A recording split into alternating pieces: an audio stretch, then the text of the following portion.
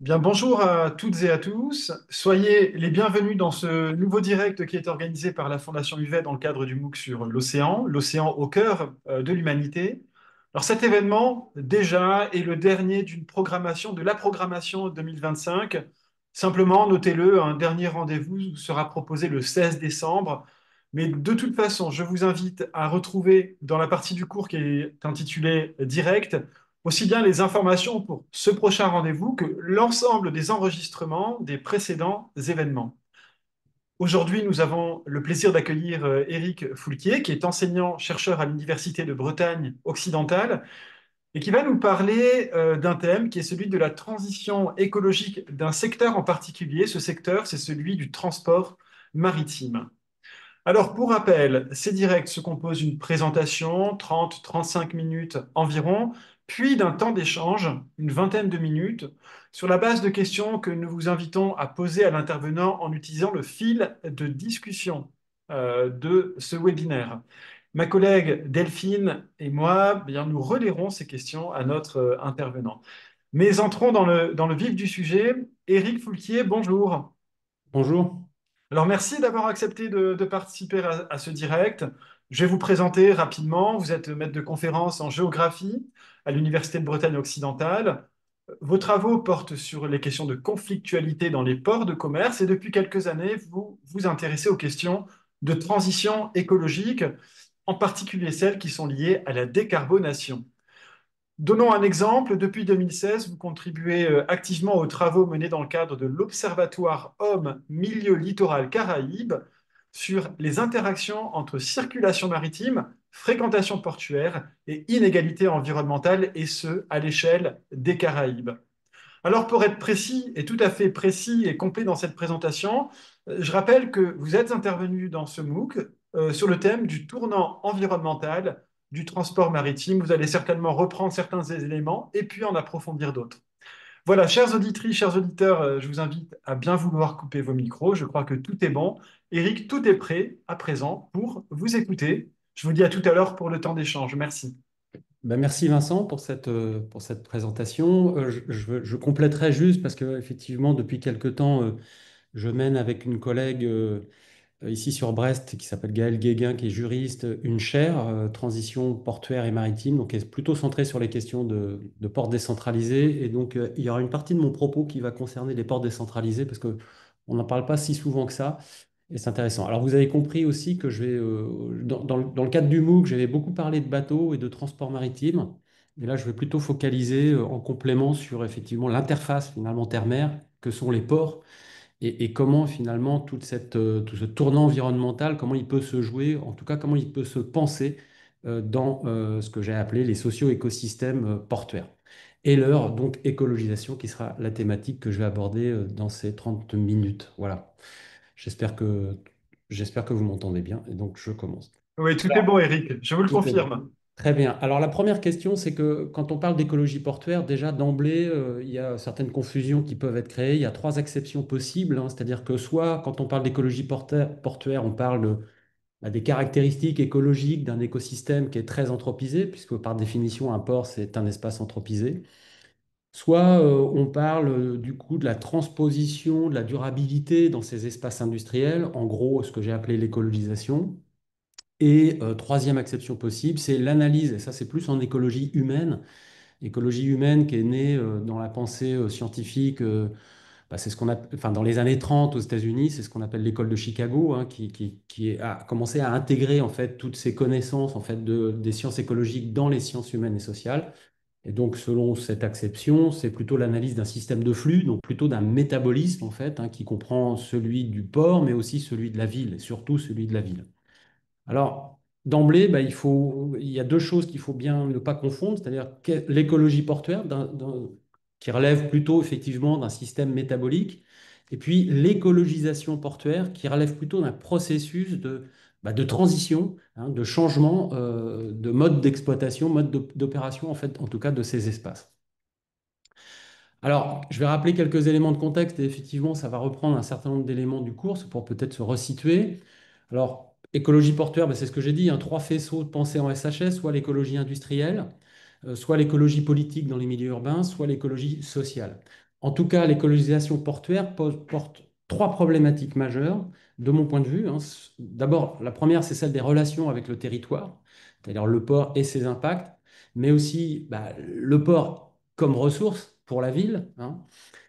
Ensuite, il y a la question de l'intégration des ports dans les écosystèmes, et là, c'est la question de comment le port se positionne dans une continuité géoécologique, c'est-à-dire que le port est un élément du littoral, un élément artificialisé, mais un élément du littoral. Et puis ensuite, il y a l'écologisation qui s'intègre dans un modèle économique, c'est-à-dire comment faire de l'écologisation un levier de développement et pas et pas voir simplement l'écologie comme une contrainte, hein. Et ça, c'est une grande problématique dans les ports. Il faut bien reconnaître que dès qu'on parle d'écologie dans les ports, tout de suite, c'est plutôt une contrainte plutôt qu'un levier. Et ça, c'est le défi de demain. Et c'est toute une partie effectivement de mon travail, c'est d'essayer de comprendre, et c'est ce que je vais essayer de montrer à travers quelques exemples, comment au contraire ce processus d'écologisation peut constituer un nouveau modèle. Bon, voilà.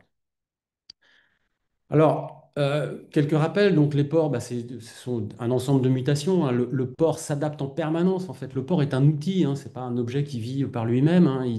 Finalement, c'est un objet très sociétal, c'est-à-dire que bah, ce qui fait les ports, c'est nos consommations quotidiennes. C'est ça qui fait les ports, parce qu'un port, c'est ce besoin d'échange avec le reste du monde. Et donc les ports, à travers le temps, ils ont évolué. Alors traditionnellement, on a toujours vu les ports selon une approche phasiste, hein, c'est-à-dire par différentes phases technologiques, hein. On va dire que le charbon a chassé la voile, le pétrole a chassé le charbon, etc. Et peut-être que l'électricité va chasser le pétrole demain. Voilà. Les ports se sont développés, ils ont progressivement, au fur et à mesure du gigantisme naval, de l'augmentation, hein, de la taille des navires, ils ont quitté leur ville d'origine. Et donc on voit souvent les ports selon des phases comme ça, des phases chronologiques. Or, aujourd'hui, quand on regarde un petit peu les choses de plus près, depuis on va dire, le XXe siècle, hein, c'est pas tellement phasiste, hein, comme approche. C'est-à-dire qu'on est plutôt dans un processus cumulatif. C'est-à-dire que les ports sont de plus en plus grands, avec des impacts de plus en plus forts. Et que, alors, le port dans sa forme, il change pas. Il s'agrandit, certes. Alors, ce qu'on peut voir comme mutation, c'est surtout les enjeux. C'est-à-dire qu'on passe des enjeux de souveraineté à des enjeux économiques, à des enjeux de soutenabilité. Mais les enjeux de soutenabilité ne chassent pas les enjeux de souveraineté ni les enjeux économiques. Donc, c'est pour ça que je parle d'un processus cumulatif, c'est-à-dire qu'on a des problèmes qui s'ajoutent aux problèmes précédents, sans forcément les chasser. Donc, un port, finalement, c'est des enjeux socio-économiques, c'est aussi des enjeux environnementaux et c'est des enjeux de risques naturels et de risques technologiques. Alors, en 2019, en France, il y a eu un mouvement politique important. Édouard Philippe est Premier ministre et on lance une stratégie nationale portuaire, c'est-à-dire d'avoir, effectivement, de répondre à ces enjeux de souveraineté, mais pas que. Il y a plein d'enjeux de sécurité, de sécurisation des flux, il y a des enjeux de transition écologique, et donc l'État porte une stratégie nationale qui est plutôt adressée aux grands ports maritimes et pas vraiment aux ports décentralisés. Et les ports décentralisés à côté, enfin en tout cas dans ce sillage, certains ont anticipé, hein, c'est-à-dire certains depuis les années 2000, 2010, on va dire, ont commencé à mettre en place des stratégies régionales. Mais on va dire que les ports décentralisés et les grands ports, à partir des années 2020, sont dotés de stratégies. Alors, quatre ambitions directrices pour ces ports nationaux, hein, les grands ports maritimes, c'est la performance logistique, le développement économique des territoires, donc un peu ce que j'ai dit, les relations ville-port, hein. Faire des ports des accélérateurs de transition écologique, et le terme accélérateur est important, c'est là qu'on voit que la transition écologique, dans l'esprit des décideurs portuaires, c'est bien un levier de développement. Et cette transition écologique va passer forcément par de l'innovation et de la transition, notamment dans le domaine du numérique. Donc il y a des gros enjeux. Alors, quelques-uns se sont testés. Là, je prends la prospective Infraport qui a été développée il y a 2 ans par un laboratoire qui s'appelle IDEAS, mais qui reprend tous les grands acteurs BTP, portuaires du secteur. Donc il y a trois grands concepts, hein. Le port île, le port qui va finalement bah, subir les assauts de la mer, subir les assauts du territoire et se réfugier effectivement plutôt en mer. Le port huître, le port qui se protège. Enfin bon, bref, je ne vais pas revenir sur ces trois modèles. Vous aurez le temps puisque vous aurez ce diapo à disposition, hein. Mais voilà, on voit qu'il y a des réflexions, mais des réflexions qui ne changent pas vraiment le modèle, qui vont pas vraiment dans le sens d'une écologisation, mais qui vont dans le sens d'une réaction, c'est-à-dire d'un port qui réagit face à des contraintes nouvelles qui se posent à lui. Voilà. Alors, La stratégie écologique des ports, en réalité, c'est une stratégie d'abord de zonage et de compensation. C'est-à-dire, bah, le port, c'est un périmètre de domanialité, hein, c'est-à-dire que le port a un périmètre qui lui appartient. Et son boulot, bah, c'est de le valoriser au mieux à travers des activités évidemment logistiques, des activités industrielles, mais on voit bien qu'il est de plus en plus contraint, notamment par le ZAN, hein, par exemple. Et là, je prends l'exemple de Marseille, ici, contrainte par des logistiques de compensation, par des logiques, pardon, de compensation, et une partie de ces espaces sont dédiés à plutôt de la conservation. Donc tous les ports, hein, ont des espaces comme ça naturels qu'ils doivent gérer. Donc c'est pas que des gestionnaires d'espaces industriels, ce sont aussi des gestionnaires d'espaces naturels. Et donc, voilà, il ne faut jamais oublier ça, c'est qu'il y a des zonages, hein, qui sont faits, alors qui posent effectivement des problèmes bien de continuité avec les autres zonages, hein, qui ne sont pas dans son périmètre de propriété, donc les zonages de la région, du département, de la ville, qui sont en propriété. Et donc, ça pose tout un tas de questions de continuité, c'est-à-dire comment s'accordent ces différentes stratégies entre le département, la ville, le port, d'un point de vue écologique. Donc ça pose des grands défis, et souvent, bah, chacun est maître en son domaine, et il n'y a pas forcément de concertation. Enfin, en tout cas systématique de ce point de vue-là. Et lorsque le port, et ces espaces finalement naturels servent aussi d'outils de compensation. C'est-à-dire que le port, quand il fait des polders, etc., bah, il est obligé, comme n'importe quel autre acteur, de compenser ses activités. Donc, sur les stratégies écologiques, on est plutôt aujourd'hui, enfin, traditionnellement, sur des zonages et compensations. Sauf que, évidemment, ça va changer un petit peu. Alors, pourquoi ça va changer? Bah, parce qu'en fait, il y a un vrai changement de paradigme. Ça, j'en avais déjà parlé dans le cours. C'est-à-dire quand on parle de zonage et de compensation, on est plutôt sur des problématiques d'emprise. On n'est pas vraiment enfin, un petit peu sur des problématiques d'empreinte, mais enfin, la question du changement climatique, c'est plutôt une problématique d'empreinte. Et donc, on voit bien, entre les années 96 et les années 2021, puis plus tard 2000, enfin, jusqu'à aujourd'hui, on voit bien que les priorités des ports, telles qu'elles sont énoncées, je vous rappelle que ça, c'est une enquête que mène l'Association des ports européens auprès de ses membres, donc une centaine de ports européens. Et tous les 4 5 ans, ils font un sondage en disant, bah, voilà, quelles sont vos principales priorités environnementales. Donc on voit bien que dans les années 90, les principales priorités environnementales, c'était des questions d'emprise, donc liées à la qualité des eaux, le traitement du dragage, le développement portuaire, notamment la poldérisation dans les espaces. Donc on est plutôt sur des problématiques d'expansion portuaire. Et puis petit à petit, en une vingtaine d'années, trentaine d'années, eh bien, c'est le changement climatique, c'est le bruit, c'est la question de la pollution de l'air qui vont être les priorités environnementales. Donc, on voit bien que ces questions de transition écologique, elles changent, elles évoluent en fonction, bah, des priorités sociétales, des priorités politiques. Donc, ça, c'est le contexte. Alors, qu'est-ce qu'un socio-écosystème portuaire? Et ça, c'est une proposition un peu théorique que je fais, mais voilà, à force d'y réfléchir, je me dis, bah, quand on veut qualifier un écosystème portuaire, sur quel levier on peut appuyer? Alors, il y a 4 facteurs de détermination. D'abord, il y a le site, c'est-à-dire que chaque port est singulier, chaque port s'inscrit dans un bassin, donc il y a un espace géographique. Ensuite, il faut voir l'écosystème portuaire selon les fonctions qui sont déployées. Ensuite, il faut envisager la matérialité de l'infrastructure. C'est-à-dire qu'il y a des ports qui sont plus ou moins vastes, plus ou moins petits, avec plus ou moins de béton immergé, plus ou moins des quais enfin, plus ou moins récents.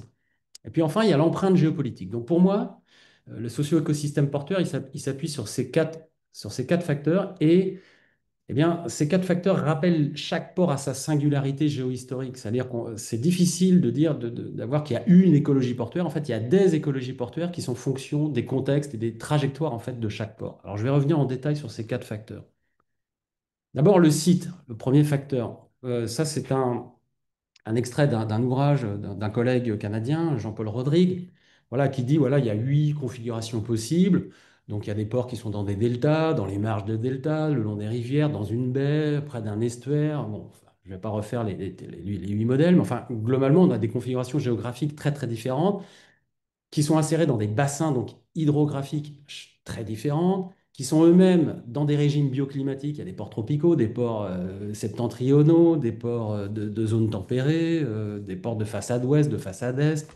Bon, je vous rappelle qu'il y a, selon les estimations, entre 12 et 17 000 ports dans le monde. Et puis, ces ports sont adossés à des territoires qui sont plus ou moins anthropisés, avec plus ou moins d'industrie, plus ou moins d'agriculture, plus ou moins de problématiques de ruissellement de surface, c'est-à-dire avec plus ou moins de déforestation en arrière, avec des systèmes, des agrosystèmes qui peuvent être très très différents, voire adossés à des espaces totalement urbanisés. Donc évidemment avec des intrants complètement différents. Donc ce qu'on va retrouver dans les eaux du port, ça va vraiment dépendre de ce qui se passe à terre et de l'ambiance, on va dire, bioclimatique générale.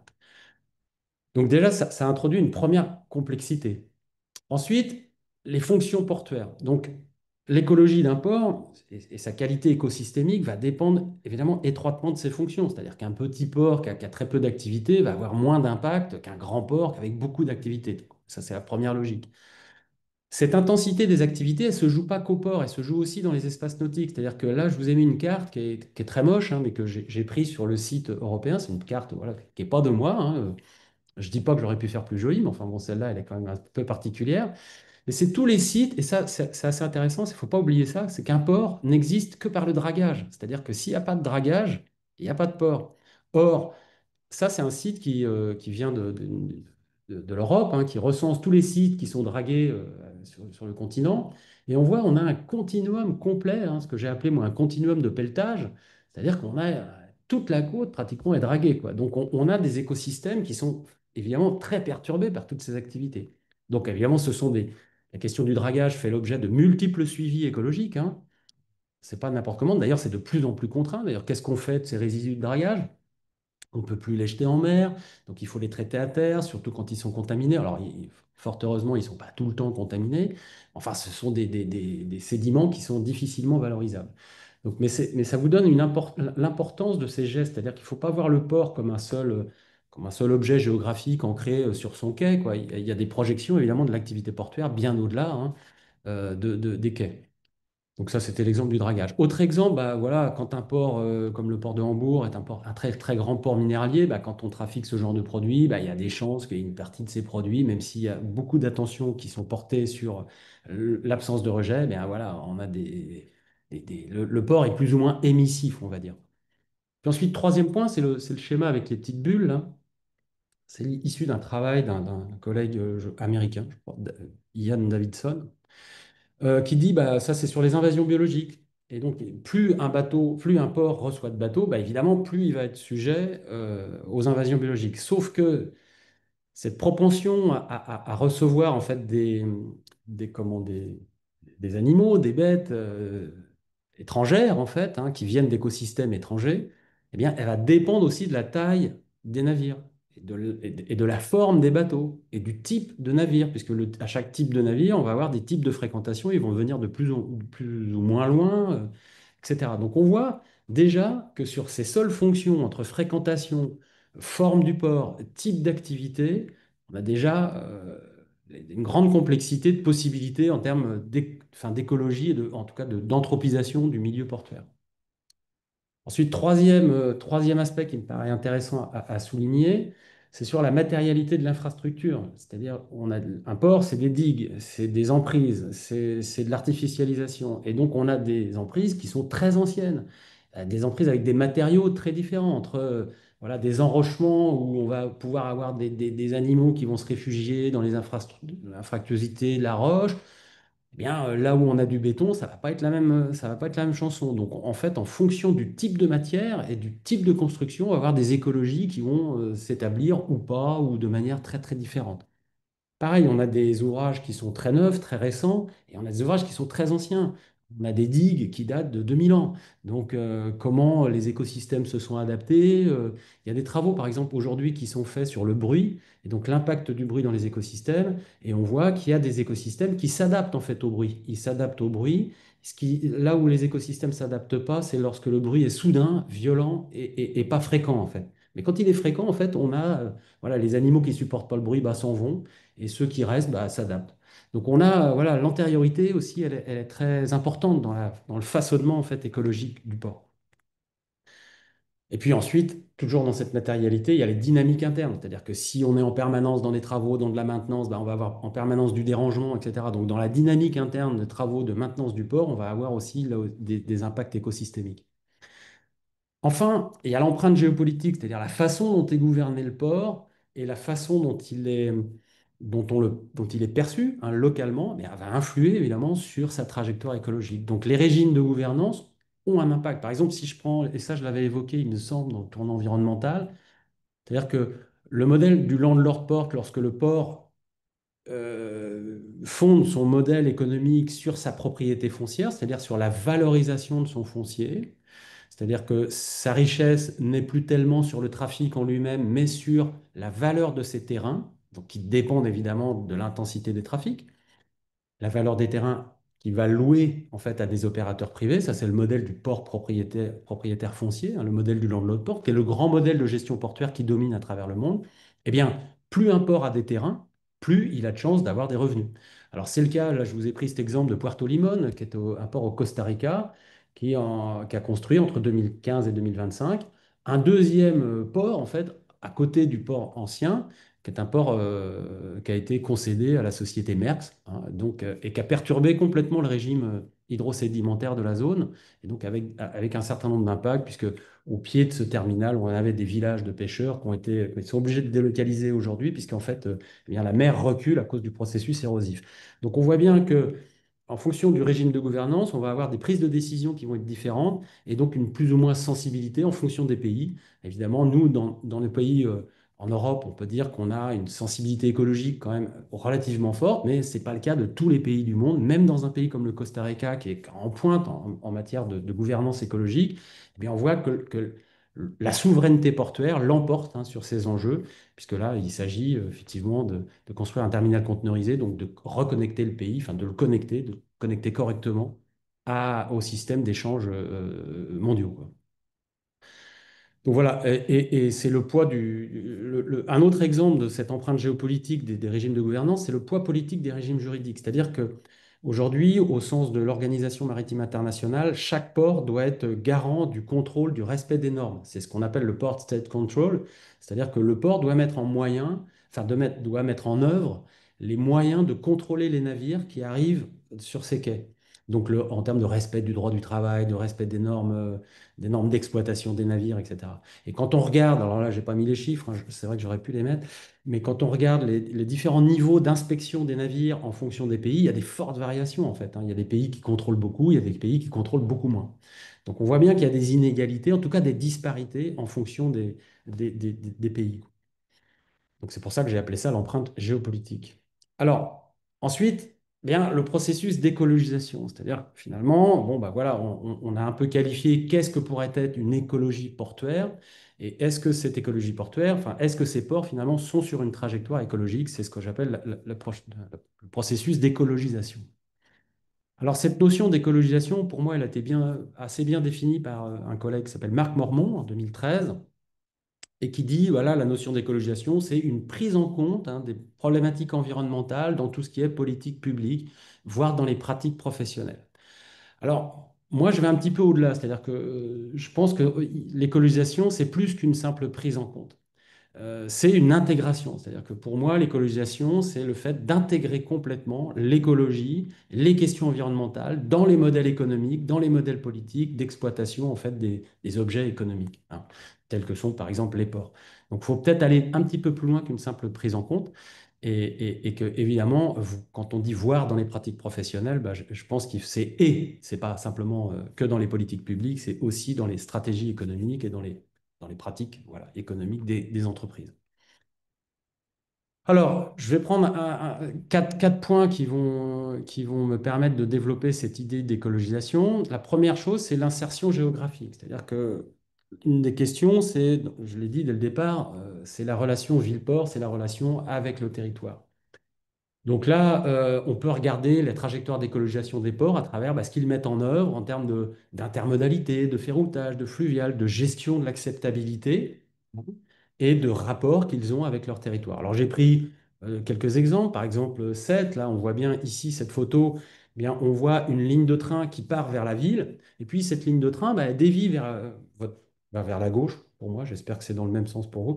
Oui, je pense vers la gauche, et on voit, c'est ce qu'on appelle un embranchement particulier, hein, c'est-à-dire que c'est une voie ferrée qui va entrer dans le port et sur laquelle on va pouvoir s'appuyer pour effectivement diminuer le nombre de camions sur les routes en mettant un certain nombre de marchandises sur des trains. L'autre question que j'ai prise, c'est l'autre photo que j'ai prise, parce que c'était pas évident forcément de traduire ça en photo, cette question d'insertion géographique. Enfin, en tout cas, j'avais pas forcément les bonnes photos. C'est celle de Brest depuis la falaise. Brest est séparée en partie de la ville par la falaise. C'est un port industriel hein, avec un certain nombre bah, de nuisances hein, sonores. Sauf que effectivement, quand on interroge les gens, c'est un travail qu'on mène avec un jeune collègue là. Quand on interroge là, les gens sur le bruit du port, en fait, quand on leur demande 5 mots pour développer qu'est-ce que le bruit du port, on s'attendait à ce qu'ils donnent les industries. Et en fait, pour la plupart des répondants, c'est d'abord le goéland, qui est le bruit du port. Donc vous voyez comme quoi on peut avoir des perceptions très, très, très, très différentes. Alors, tout ça pour dire que Brest, la problématique de la relation ville-port, c'est que là, sur ce qu'on voit de Brest, là, ici, c'est la partie industrielle, c'est la partie est du port, parce que la partie ouest, elle a été complètement aujourd'hui prise par la ville, en fait. Et donc la partie ouest du port, de l'ancien port de commerce, en fait, où il y a encore des petites activités de commerce, notamment les navires de servitude, c'est-à-dire les remorquages, les navires de secours, bah, ils sont peuplés de bistrots, de restaurants, et c'est un lieu finalement très urbain et plus vraiment industriel, ce qui pose un petit peu de problème de cohabitation entre les activités, et notamment de réserve foncière, hein. C'est un port qui se développe, on va le voir, notamment autour des énergies marines renouvelables, et qui a été du coup contraint de poldériser un espace supplémentaire pour pouvoir accueillir ces EMR. Pourquoi? Parce qu'il n'avait plus de réserve foncière, parce qu'à un moment donné, bah, à une autre époque, hein, notamment dans les années 90, eh bien, la ville commençait à prendre, à grignoter des espaces, négocier des espaces et ne plus voilà, contraindre le développement du port. Donc voilà, les premier signal qu'on peut avoir d'écologisation, c'est comment un port et une ville gèrent leur cohabitation. Et qu'est-ce qu'ils mettent en place comme infrastructure pour diminuer les nuisances? Ou en tout cas, optimiser en tout cas l'activité à la fois l'activité urbaine et l'activité portuaire. Ensuite, la deuxième chose qu'il faut regarder, c'est les conditions d'exploitation. Alors, j'ai pris deux exemples. À gauche, vous avez du photovoltaïsme. Les ports essayent de produire de l'énergie dans leurs enceintes. Et donc là, il y a plein d'essais qui sont faits pour équiper bah, les toits des hangars, mais aussi des espaces marins pour produire du courant. Et à terme, bah, fournir ce courant, qu'on appelle un courant de quai, eh bien, aux différents usagers du port pour décarboner une partie des activités. Donc là, c'est un essai de plateforme photovoltaïque voilà, posé sur le bassin, sur le plan d'eau. À droite, c'est une photo, c'est une trémie, hein. Alors une trémie, comment on appelle ça? C'est un entonnoir, hein, oui, c'est ça, un entonnoir. Voilà, où au-dessus, bah, on charge des grains ou des vracs hein, secs, et puis bah, en dessous, ça va dans des camions. Et le problème ici qu'avait Saint-Malo, c'est quand il manipule du phosphate, et bah, avec le vent, il y a des phosphates, bah, quand on le décharge, il y en a un petit peu partout, ça fait des poussières. Et ça pose un problème. C'est un port qui est très inséré dans sa ville. Ça pouvait poser des problèmes. Donc, ils ont acheté cet équipement qui est une trémie complètement fermée et qui est normalement hermétique à toute émission, toute diffusion en fait, dans l'espace de ces particules, de ces poussières. Donc, voilà deux équipements qui me paraissaient symboliser ces efforts qui sont faits et ces pistes, hein, ces explorations qui sont faites pour essayer de diminuer les impacts, changer les pratiques. Voilà, modifier les conditions d'exploitation. Alors, on pourrait parler du courant de quai, on pourrait parler de plein d'autres choses, hein, mais bon, voilà, j'ai choisi ces deux exemples-là qui me paraissaient assez concrets. Ensuite, l'écologisation, bah, j'ai beaucoup parlé du modèle économique. Eh bien, l'écologisation des ports va passer aussi par l'arrivée de nouvelles fonctions, en fait, dans ces ports, qui sont en lien avec la transition écologique. Alors, j'ai pris, bah, évidemment, l'exemple des EMR, les énergies marines renouvelables. Alors, un petit exemple après sur les écosystèmes véliques. On aurait pu parler des néocarburants. Par exemple, à Sète, il y a une ancienne usine de raffinerie qui faisait du pétrole, qui a failli fermer et qui s'est mis à faire en fait des carburants végétaux, hein, enfin, voilà, des biocarburants. Donc voilà, donc il y a des nouvelles filières qui se mettent en œuvre. L'EMR, ben là c'est une photo de Brest. Alors ça c'est un prototype, hein, c'est à échelle. Alors vous voyez, le conteneur là, qui fait 12 mètres de long vous donne une échelle un peu des engins. C'est un prototype d'éolienne flottante qui est un prototype qui est à l'échelle 1/2. Donc vous voyez, c'est 2 fois plus grand que ça. Donc on est sur des emprises portuaires extrêmement massives avec cette histoire d'éolien en mer, mais qui va créer des nouvelles activités autour bah, de cette production d'énergie renouvelable. Et puis l'autre photo à gauche, c'est le port de Sète, une nouvelle fois. Ce sont les chaînes hein, de l'éolien flottant.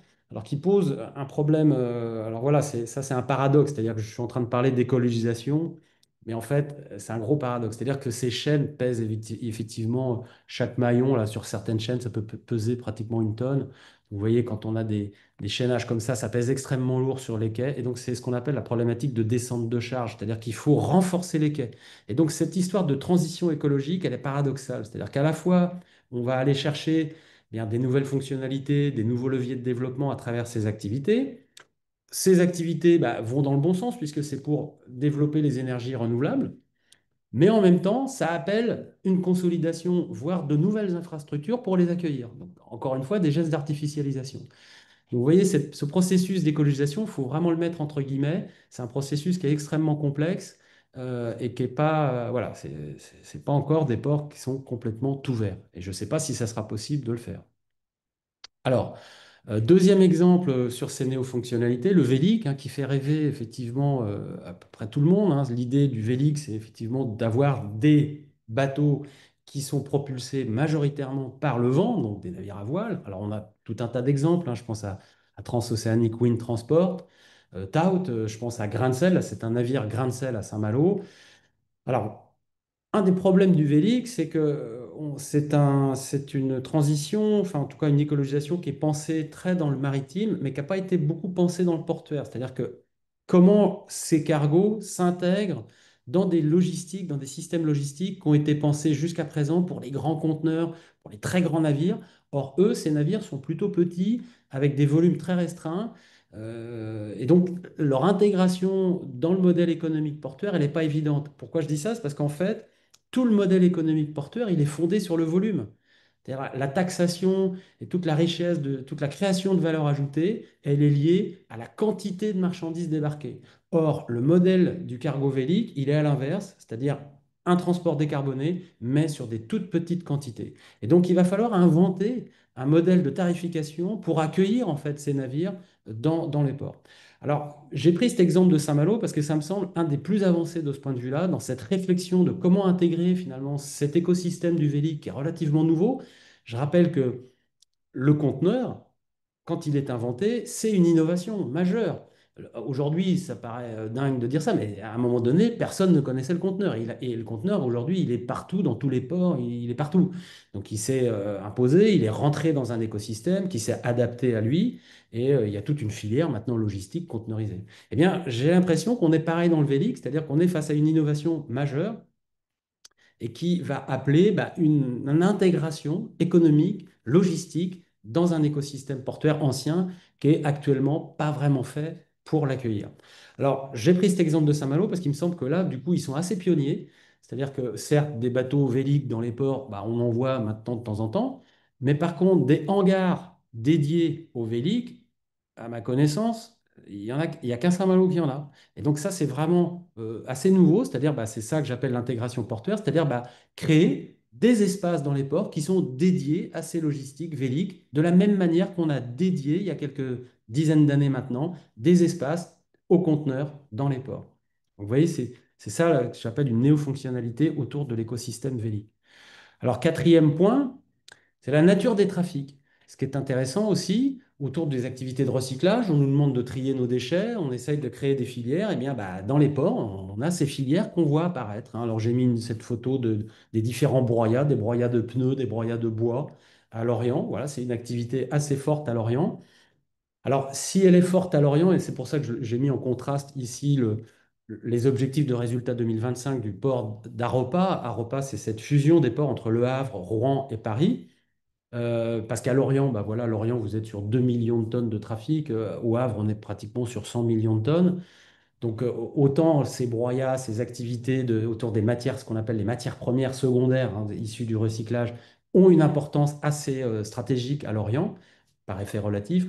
Autant au Havre, avec 0,4 million de tonnes sur les 100 millions, on voit qu'on est sur un signal qui est quand même relativement faible. Mais en même temps, voilà, ça c'est le plan stratégique du port. Eh bien, ça fait partie des activités développées par le port qui restent quand même très, très industrielles autour des filières BTP, du pétrole, de la chimie et des filières agricoles.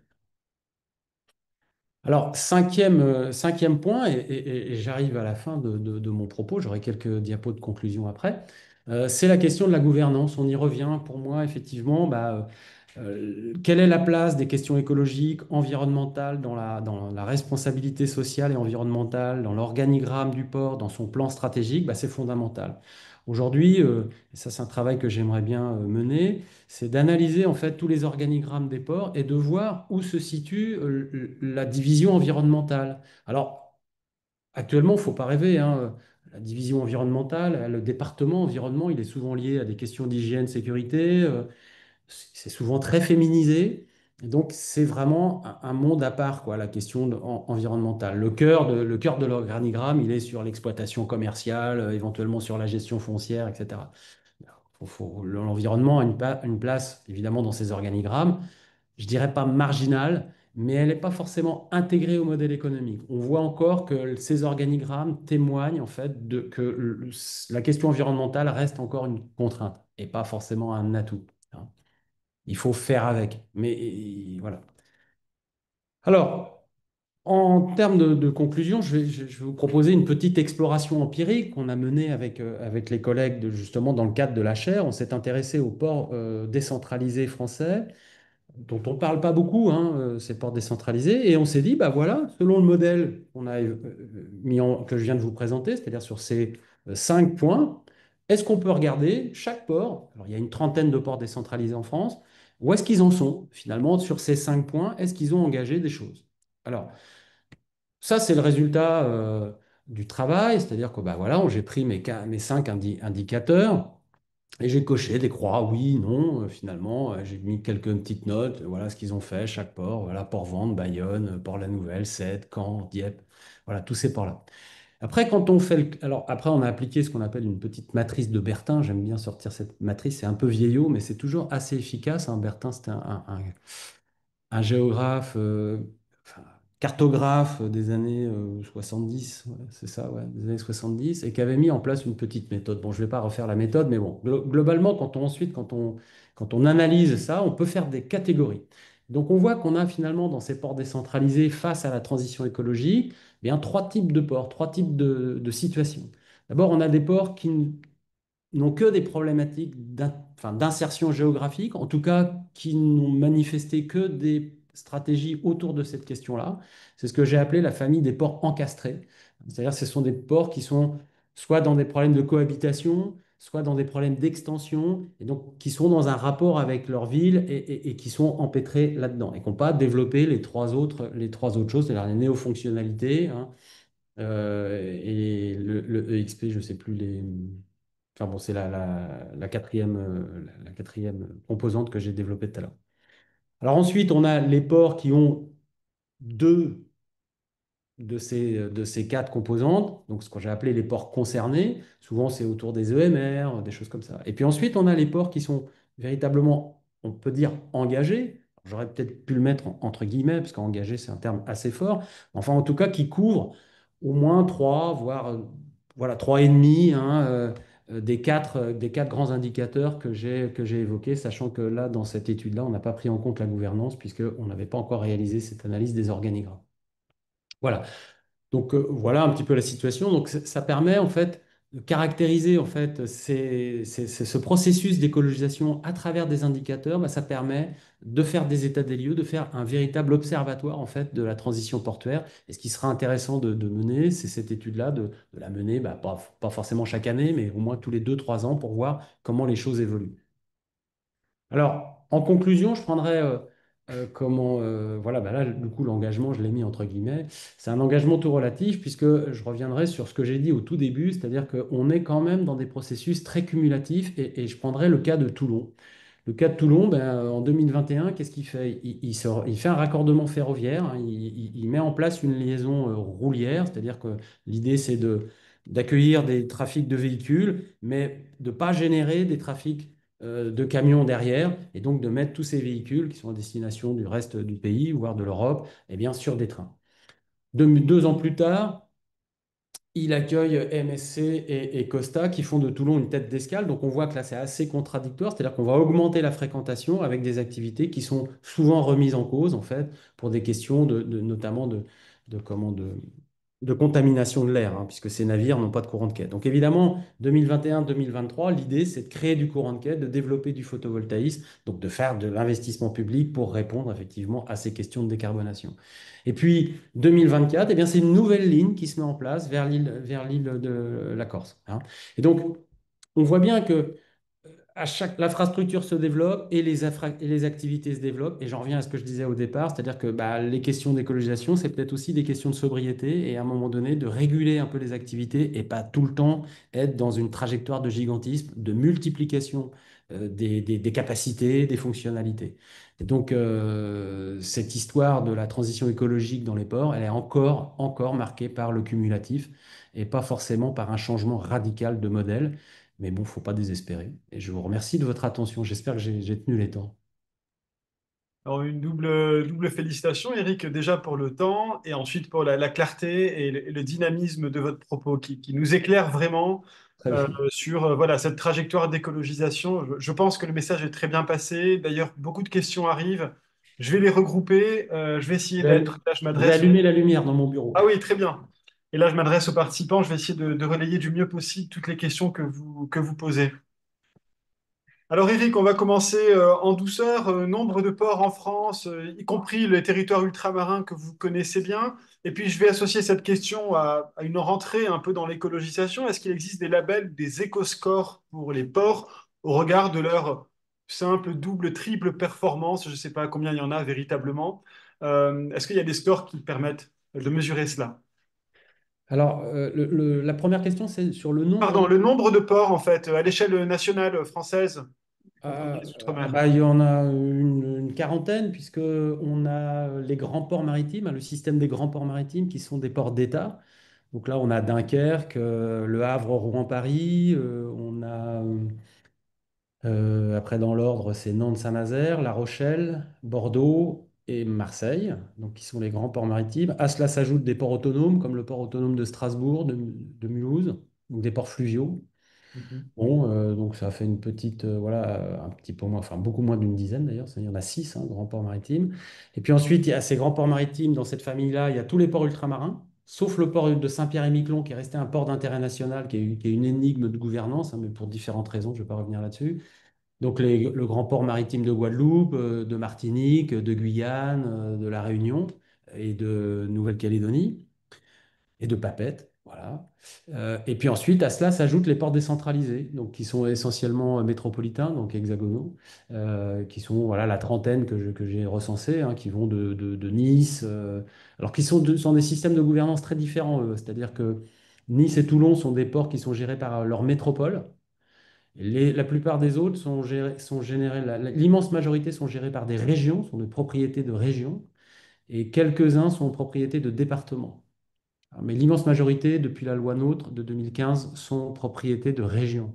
Et ces régions vont concéder ces ports à des exploitants, parfois des exploitants privés, pour 10 ans, 15 ans, souvent, et c'était traditionnellement le cas, à des CCI, on confie les ports à des CCI.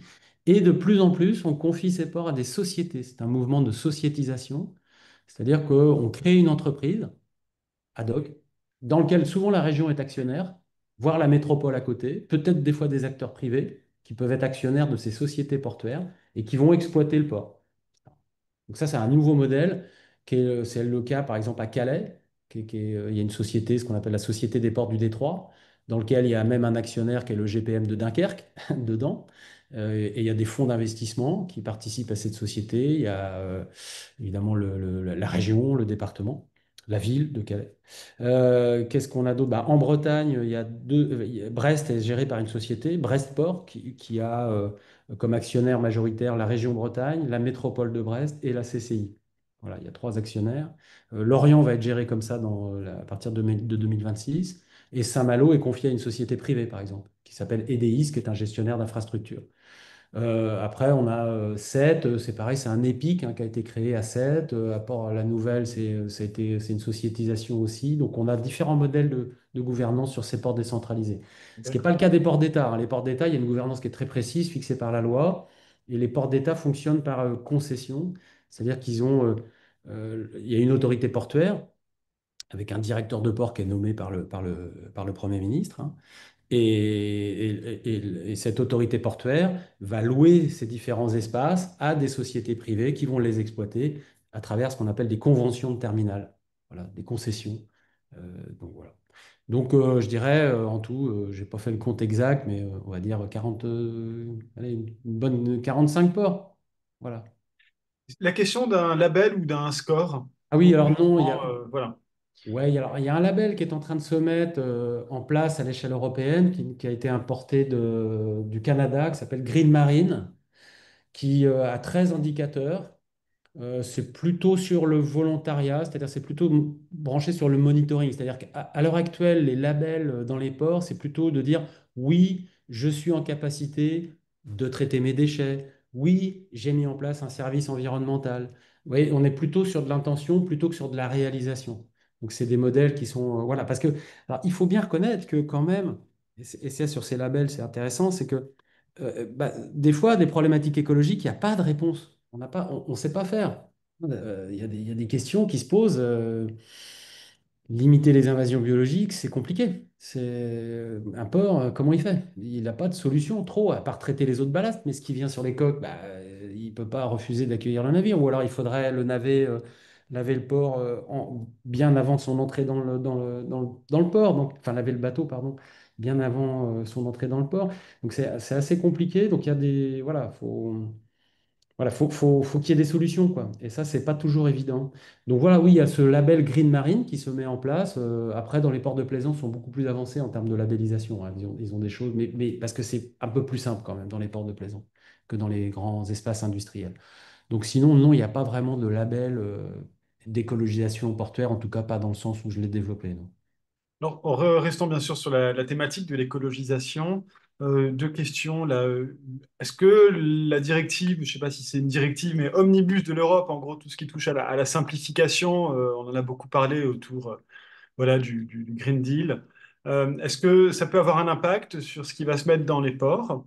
Et d'autre part, vous venez d'énoncer, de présenter un petit peu la diversité des modèles de gouvernance des ports. Est-ce que finalement, il y a une mise en relation entre le type de gouvernance et la performance écologique ou la dynamique, la trajectoire des ports? Bah, ça, j'aimerais bien le savoir. Ah, Non, non, mais c'est une vraie question, effectivement. Moi, c'est un des sujets sur lesquels j'essaye de travailler. C'est-à-dire, voilà, euh, vous voyez, quand j'ai parlé de gouvernance, d'ailleurs, j'avais pas de photo à mettre en œuvre, j'avais rien à montrer quelque part. Alors pourquoi? Bah, parce qu'en fait, c'est une question moi, que j'essaye de travailler, c'est-à-dire faire ce lien, effectivement, entre qualité de la gouvernance et trajectoire d'écologisation. Mais ça, pour l'instant, on n'en est pas là. Honnêtement, on n'en d'accord. est pas là. La première préoccupation aujourd'hui des ports, c'est de maintenir leurs revenus face à l'érosion des. Parce qu'il faut savoir que tous ces ports, ils vivent beaucoup sur les trafics énergétiques, sur le pétrole. Donc ça, c'est une rente majeure du fait portuaire. Alors à des niveaux variables selon les ports, hein. Mais il y a des ports, à Marseille, c'est pratiquement 80% de l'activité, c'est du pétrole.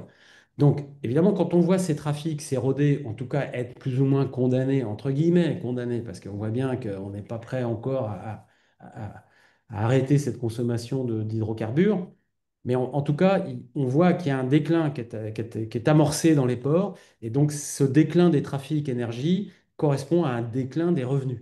Donc évidemment, bah, les gouvernances vont devoir s'adapter, c'est-à-dire trouver des leviers. Donc on est quand même encore dans cette problématique, c'est-à-dire de maintenir ces revenus. On n'est pas dans un changement de paradigme où on se dit, bon, bah voilà, dans 10 ans, c'est bon, il va falloir qu'on adapte le port à 2 fois moins de trafic ou alors à 2 fois moins de revenus. Je veux dire, c'est quand même compliqué pour une entreprise économique, on va dire, de se dire, bah, dans 10 ans, mon projet, c'est de gagner 2 fois moins. Ouais. Ça, c'est une vraie révolution. Et voilà. Et donc, mais ça, c'est compliqué à amorcer quand même. Donc, effectivement, ce lien entre gouvernance, moi, je suis convaincu hein, que plus on mettra des gens, enfin, plus on mettra la question environnementale au cœur de l'organigramme, au cœur de la gouvernance du port, plus on sera effectivement dans une trajectoire d'écologisation. Mais pour l'instant, on n'est pas tout à fait là. Alors, il y a bien sûr quelques Voilà. questions sur Pardon, Eric, je vous laisse, je vous ai interrompu. Non, mais non, la première question, je ne sais plus ce que c'était.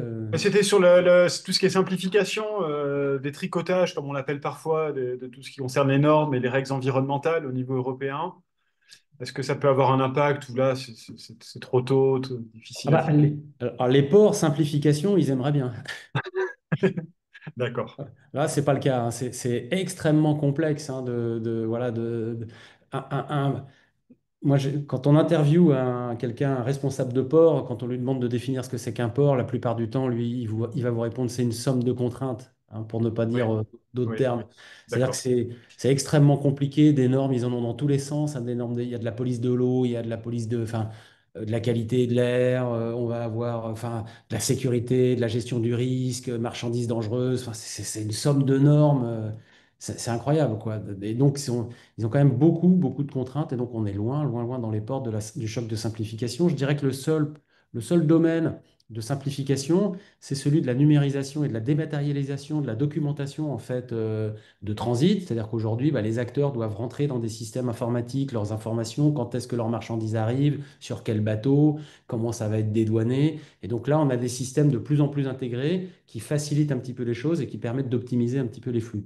Je dirais que là, on est sur un processus de simplification, mais ce n'est pas vraiment un processus de simplification, c'est un processus d'optimisation, hein, d'optimisation. Mais non, non, on en est loin là-dessus, hein.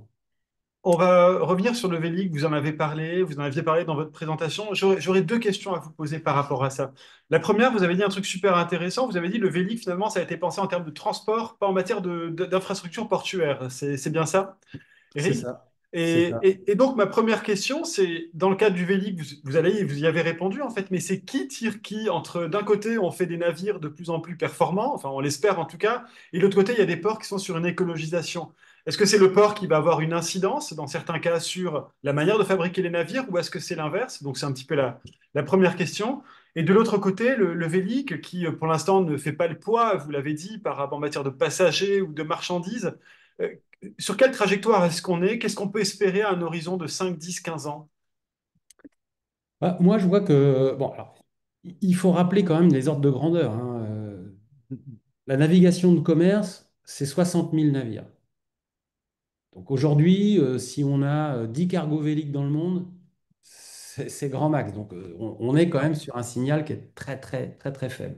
Mais c'est un signal dynamique parce que chaque année, on voit il y a des nouveaux projets qui arrivent, il y a des nouveaux bateaux qui arrivent, des nouvelles équipes, des compagnies. Alors il y en a qui disparaissent aussi, hein, mais globalement, quand même, on a des acteurs qui sont là depuis longtemps. Donc c'est plutôt un bon signe, comme Grain de Sel, comme Taut en France. Il y a Neoline qui arrive, il y en a d'autres. Il y en a d'autres dans le monde ailleurs, hein, qui se construisent, donc les signaux sont plutôt positifs. Alors de dire dans 10 ans, 15 ans, qu'est-ce qui va se passer? Bon, il y a de fortes à parier que dans un scénario optimiste, on pourrait parier sur une centaine de navires dans le monde. Ça serait déjà une multiplication par 10, ça serait déjà quand même plutôt pas mal. On peut être plus ambitieux, mais je dirais que le problème du Vélic, c'est plutôt l'investissement, c'est-à-dire que c'est des navires qui coûtent cher, hein. C'est pas qu'ils coûtent beaucoup plus cher que les autres navires. Enfin, globalement, à la tonne transportée, il coûte plus cher. Enfin, quoi que c'est un calcul qu'il faudrait faire. Mais voilà, c'est des appels de fonds. C'est-à-dire qu'il faut des industriels, il faut des gens qui viennent soutenir ces activités. C'est-à-dire que Neoline, par exemple, alors, je vais prendre cet exemple-là, il est intéressant. Tout, Transoceanic Wind Transport, ils sont nés en 2011. Ils ont mis, avant de construire leur navire, pratiquement 15 ans. Neoline, ils ont mis beaucoup moins de temps. Pourquoi? Bah, parce que CMA, CGM est rentré au capital. Et alors là, à ce moment-là, évidemment, on a un investisseur qui accélère considérablement les choses. Alors que la collecte de fonds pour Tout, elle a été très très longue, quoi. Personne n'y croyait, c'était un pionnier. Et donc ça a été compliqué. Donc je dirais que un des premiers problèmes, c'est ça, c'est ces appels de fonds, cette construction capitalistique dans ce secteur vélique. Ensuite, effectivement, bien, ce secteur vélique, il a été pensé par des gens amoureux de la mer, amoureux de cette, enfin, très investis dans cette question d'écologisation. Et donc, ils ont pensé, et c'est logique, hein, ils ont pensé navire. D'abord construire le navire, trouver l'argent, prouver que c'est possible de retransporter des marchandises, parce que c'est une révolution, hein, on revient à un système ancien, c'est pas vraiment une innovation, même si ces navires sont très innovants. Eh bien, comment on peut repenser un transport qui soit beaucoup moins impactant? Alors ça, c'est une chose. Et puis ensuite, bah, il a été pensé dans le maritime. mais il n'a pas vraiment été pensé dans le portuaire. C'est-à-dire que quand il s'est agi de faire atterrir ces navires dans les ports, au bout d'un moment, personne n'en voulait. On dit, c'est quoi débarquer 4 sacs de sucre qui vient des Caraïbes avec 3 caisses de rhum et puis je sais pas quoi. Ok, c'est marrant, c'est joli, mais qu'est-ce que ça me rapporte? Quand à côté, je dois transporter, enfin, je dois débarquer 25 000 tonnes de soja ou 100 000 tonnes de pétrole. On n'est pas sur les mêmes ordres de grandeur, encore une fois. Donc, il faut inventer ce système de tarification. Il faut que le Vélic trouve sa place, qu'il ait moi, ce que j'appelle le terminal Vélic, c'est-à-dire qu'il ait une place complètement dédiée. Alors, ceux qui peuvent avoir une carte à jouer, et ça c'est intéressant, c'est les ports décentralisés, parce qu'effectivement, eux, ils sont à la recherche de petits trafics, parce qu'ils ont des petits volumes. Et donc, la moindre nouvelle activité est une chose. Mais l'Europe a mal joué de ce point de vue-là, c'est-à-dire que l'Europe, en 2017, je crois que ça a changé, elle a changé sa politique euh, de douanière, en fait. Elle a décidé que tous les produits bio, donc les produits qui sont labellisés bio, pour des questions de traçabilité et de suivi, donc c'est plutôt une bonne raison, hein, pour donner de la confiance au marché, eh bien, ils devaient être contrôlés et donc on devait choisir des points dédiés pour l'entrée de ces produits bio qui viennent des pays tiers, c'est-à-dire pas de Pologne ou de Hollande, mais qui viennent du Cameroun, qui viennent de Côte d'Ivoire ou des choses comme ça, donc des pays hors Union européenne. Donc les points d'entrée douaniers en France, c'est Dunkerque, c'est Le Havre, c'est Nantes-Saint-Nazaire, c'est Marseille. Et c'est pas Brest, c'est pas Lorient, etc. Et donc, si d'autres ports veulent entrer des produits bio, donc ce qui est le cas du Vélic, actuellement, les cargos Vélic sont obligés de passer par ces grands ports, ce qui est un peu dommage quand même. Ils devraient rentrer par des ports décentralisés, c'est plus adapté à leur taille. Mais ces ports décentralisés doivent obtenir aujourd'hui un agrément de la part de l'Europe pour pouvoir avoir le droit d'importer ça. Donc le port de Brest l'a obtenu, le port de Lorient n'a pas réussi à l'avoir. Donc par exemple. Donc voilà, quand je parle de problématiques d'intégration portuaire, voilà, c'est des agréments douaniers, des bâtiments, des quais dédiés. Voilà, des tarifs adaptés. C'est ça, en fait, quand je parle d'intégration. Deux questions pour terminer, il nous reste 3 4 minutes. La première, en vous écoutant, je réalisais il y a peut-être un point que vous n'avez pas développé. Ça me surprend un peu parce que beaucoup de parcs éco-industriels, vous avez parlé au début d'écologie industrielle et territoriale, se situent en zone portuaire. Et je crois qu'il y a Dunkerque, il y a le fameux Kalundborg au Danemark qui a été très discuté. Est-ce que c'est une piste aussi d'écologisation compte tenu de tous les flux qu'il y a dans les ports? Est-ce qu'on peut essayer d'y rassembler en fait des entreprises qui vont échanger des flux de matière et d'énergie entre eux? Ça, c'est donc une première piste d'écologisation. Quel est votre avis dessus? Et puis peut-être pour terminer, une remarque qui était faite sur le fait que, à l'exemple du Vélic ou d'autres façons d'écologiser, ça implique une évolution des compétences et donc par derrière une évolution des formations. Qu'est-ce que vous observez à ce niveau-là, en termes de mise à jour de compétences et de formation pour accompagner cette trajectoire? Euh, bah, sur ces compétences, les lycées maritimes, par exemple, le lycée du Guilvinec, mais le lycée de Saint-Malo aussi, je crois, proposent aujourd'hui des filières véliques. Et donc ça, la première année, c'était intéressant. Moi, j'ai discuté avec le directeur de l'école du Guilvinec. Il me disait, la première année, on a eu 60% de nos jeunes étudiants qui venaient passer le bac marin, qui venaient parce qu'on avait mis en place une filière vélique. Donc ça, c'est un premier signe. Donc les formations de base commencent à se mettre en place. Et donc ça, là-dessus, c'est pas vraiment un souci. Pour répondre à l'autre question sur le foncier, le foncier est rare. Il est dans les espaces portuaires. Alors les acteurs portuaires, eux, ils sont souvent vent debout les projets qui ne font pas de volume en fait. C'est-à-dire qui n'apportent pas vraiment d'activité au port.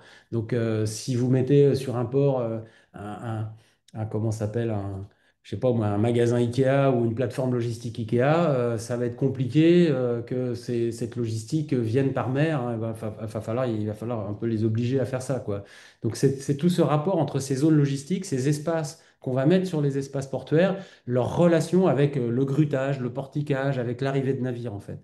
Donc il faut toujours connecter, je pense qu'il faut réserver l'espace portuaire qui est quand même assez rare et on ne va pas pouvoir l'étendre dans les années à venir. Et on voit que les nouvelles activités prennent beaucoup de place, notamment l'éolien, voire la fabrique des usines, hein, il va falloir en mettre. Eh bien, le mieux, c'est de les mettre dans les ports, mais qu'elles soient en relation directe avec les activités portuaires et pas avec des activités voilà, qui ne générerait pas de flux de bateaux ou de flux ou de mouvements de grues. Sinon, ça ne sera pas accepté par les acteurs portuaires. Ça va être très, très conflictuel. Et donc, il y a eu déjà des erreurs hein, comme ça. Et ensuite, pour terminer, eh bien, il y a un cas qui est assez intéressant qui est sur Brest. Euh, Brest, il y a un recycleur qui s'appelle Guyot Environnement. Et là, ils ont un gros projet de faire un réseau de chaleur, puisque à côté de ce recycleur, qui a de la chaleur et qui produit de la chaleur par incinération, eh bien, il a à côté quelqu'un qui a besoin de chaleur, c'est Binge, qui fait de la trituration de soja. Et donc là, ils ont un grand projet qui est à hauteur de 70 millions d'euros pour effectivement utiliser la chaleur de l'un pour que l'autre puisse l'utiliser. Donc on est sur des circulations, voilà, des économies circulaires. Alors des exemples comme ça dans les ports, il y en a quelques-uns, mais c'est effectivement un petit peu le sens de l'histoire. Et j'ajoute à ça un message de Mathieu qui parle du port de Bordeaux. Alors, je cite, hein, ils ont mis en place la modification de certaines zones en procédant à la création de jardins arborés pour créer des espaces de rafraîchissement et d'absorption pour les événements climatiques extrêmes. En fait, j'imagine qu'il y a beaucoup d'initiatives dans les différents ports. Est-ce qu'il y a un endroit, avant de conclure, où on peut retrouver un petit peu un panorama de ce qui est fait? Est-ce qu'il y a une asso ou des groupes de chercheurs qui mettent ça à disposition du grand public? Alors là, vous me posez une colle, pas à ma connaissance, comme ça, je ne crois pas. Bah, après, il y a une association hein, qui s'appelle l'Association internationale Ville et Port, hein, qui a été fondée au Havre il y a 30 ans maintenant, hein, bien 30 ans. Alors, ils font surtout les relations ville-port. Peut-être qu'ils ont des informations sur ces trajectoires d'écologisation, mais c'est très, très urbain, c'est pas très, très D'accord. portuaire en fait. Mais sur le niveau portuaire, non, il y a. Après, il faut aller voir dans les ports ce qu'on appelle les port centers, hein. Celui du Havre vient d'être complètement refait. C'est assez intéressant d'aller voir effectivement ça. On voit, voilà, c'est des espèces de ports numériques hein, où on peut voir le fonctionnement du port dans des petites pièces. Il y a des expositions, il y a des choses comme ça. Mais donc, non, à ma connaissance, il n'y a pas un endroit qui rassemble toutes ces initiatives. Voilà. Mais Très pour bien. répondre aussi à Mathieu, c'est ça? Oui, voilà. C'est le cas de Bordeaux est un peu à part en fait en France puisque c'est un port dont les trafics en fait malheureusement pour eux hein, s'effondrent hein, progressivement. Donc du coup ils sont dans des stratégies voilà ils changent complètement de stratégie qui est plus forcément une stratégie très très industrielle et qui est une stratégie au contraire de port de service de proximité voilà d'intégration territoriale. Donc ça c'est un cas un petit peu à part quand même hein, le port de Bordeaux. Mais effectivement, le port de Bordeaux a beaucoup d'initiatives. Ils ont un modèle numérique pour la gestion hydrographique en fait de la Gironde. Donc ils sont assez dynamiques en termes d'innovation effectivement dans leur rapport au territoire. Ouais. Eric, merci beaucoup. C'était vraiment super Bah, intéressant. merci à vous, Merci pour j'espère. J'espère. ces Pas éclairages, évident. voilà, toutes vos réponses aux questions posées. Je rappelle à tous les participants que ce direct a été enregistré, qu'il pourrait être retrouvé. J'ai bien noté aussi que vous nous aviez proposé indirectement de nous transmettre le diaporama. Peut-être que ça permettra d'en savoir plus sur le port huître, le port île et le port polymorphe, entre autres. Polymorphe, ouais. Voilà. Mm. Voilà. Écoutez, avant de nous quitter, je vous rappelle que notre prochain rendez-vous sera le 16 décembre pardon, de 17 heures à 18 heures. Nous aurons le plaisir d'accueillir Bruno David, qui est ancien président du Muséum national d'histoire naturelle et qui vient de piloter un rapport national sur le thème des ressources minérales des grands fonds marins. Et il nous en parlera ainsi que de l'actualité scientifique et politique relative à l'océan. D'ici là, je vous souhaite à toutes et tous une très bonne fin de journée. Eric, je vous dis à bientôt pour de nouvelles aventures. Merci encore Merci. pour votre participation. Au revoir. Merci. Au revoir.